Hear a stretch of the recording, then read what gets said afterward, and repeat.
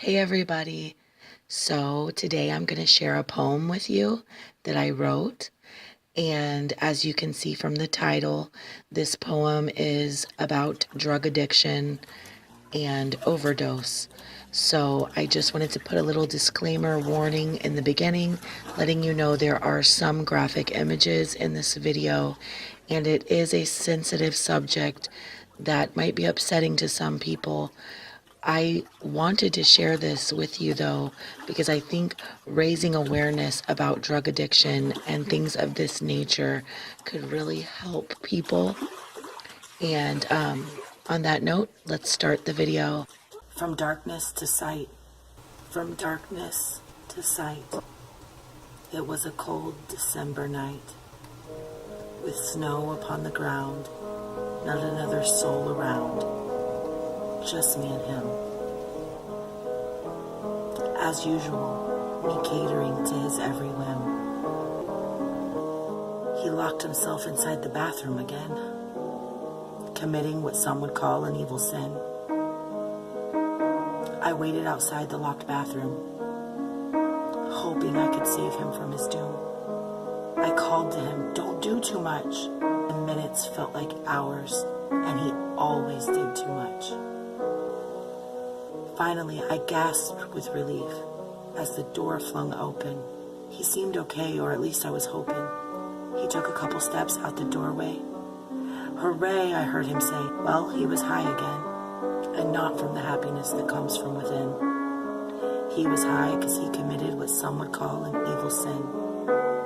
His face was distorted, an image I'll never forget.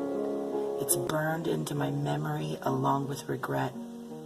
He took only a few steps toward me and fell to the floor. He wasn't shouting hooray anymore. Instead, he lay there, lifeless with shallow breath. I prayed to God to save him from his death. I wanted to call for help because I cared, but I remembered my promise that I wouldn't even if I was scared. So I began to yell his name loudly and slap his face. As my fear grew, my heart began to race. I had heard that milk would counteract the effect. I was grasping for straws, trying to stop this train wreck. He couldn't even take a drink. My mind was now racing and I couldn't think. So I sat beside him, phone in my hand, hoping to God his high would come down and he would safely land. I kept careful watch over him for hours, as he lay there on the floor, still not moving anymore. His lips and skin were a pale blue, and his smile I couldn't renew. He was still breathing, though very faint. This wasn't the picture of life that I wanted to paint. The hours seemed to last forever. I remember the cold and snowy weather. I stayed by his side, didn't move an inch, every so often checking his reaction if I gave a pinch, saying his name over and over, praying for the luck of a four-leaf clover. He needed more than luck, so by his side I was stuck. I couldn't break my promise.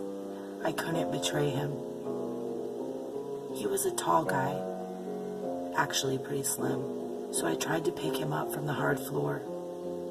I grabbed him under his arms at his core.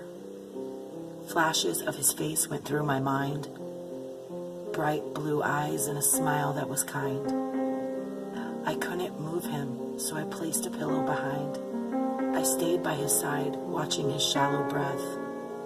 So terrified this time meant his death. Finally, after several hours of dreading his graveside flowers, he started to open his eyes, and I'm sure the first thing he heard were my cries. He didn't even know what had went on. He was still high and his smile was still gone. But his eyes were open and his breathing was better.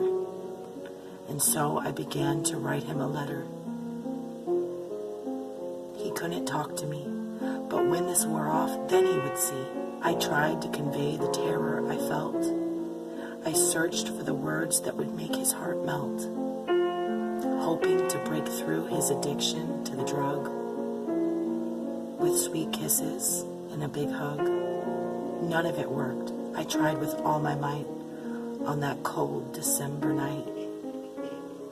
This had become something he did all the time, and I had become a mute and speechless mime until the day that I couldn't take it anymore. No more seeing him on the floor. No more watching him kill himself. I couldn't keep my heart up on that shelf. I couldn't watch him as he couldn't breathe. So I waited until one day when he was awake, and I told him he had to leave. Whatever he wanted he could take. But I couldn't live with him anymore. I couldn't be his girlfriend, and I couldn't endure. I asked him to stop the drugs. I pleaded with love and hugs.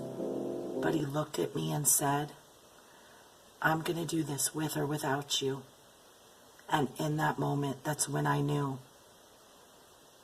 From the darkness, I couldn't bring him sight, and this was a battle that I couldn't fight. So I let him go, and I said goodbye to all the happy and traumatic times, but they still haunt me in my rhymes. As you can see, this has affected me, and I'll never be the same as I was before. This experience shook me to the core, and I'm just giving you a little taste. But trust me, all the years I spent with him weren't a waste. Because for me, I did begin to see.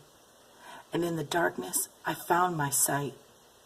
I had to do for myself what was right. And I wish him the best, but he's filed away with all of the rest. The ones who couldn't appreciate me. Because in the darkness, they couldn't see. I felt immense guilt for leaving him behind. But my path to happiness is what I had to find.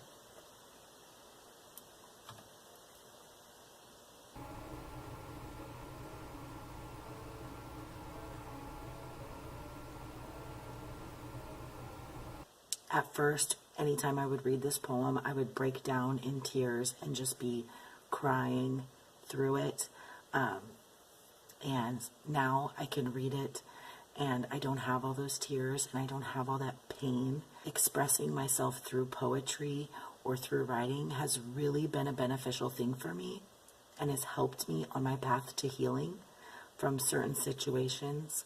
And I would definitely recommend it for anybody who is looking for an outlet to release, because it's definitely worked for me. Like I said, at first, when I would read this poem out loud that I wrote, I would break down, I would be crying, and now I can read it, and I don't feel that pain like I did before. Of course, it brings up, some emotion, but it's just not as intense as it was before, and that's a good thing, because that to me shows that I am healing. And I feel like I can smile right now as I talk to you about this, whereas before in the past, I would have been broken down and crying over it. So poetry is an outlet for me. It's something I love, and I'm so glad I have a platform that I can share it with you guys. And so let me know what you think, and I hope you're all doing well. I am sending you love and good vibes all the time. Hit me up in the comments, give this video a like if you liked it, and share it if you want, and subscribe if you want, because I love making new friends and I love connecting with people. So again, I hope you're having beautiful days, and thanks for watching.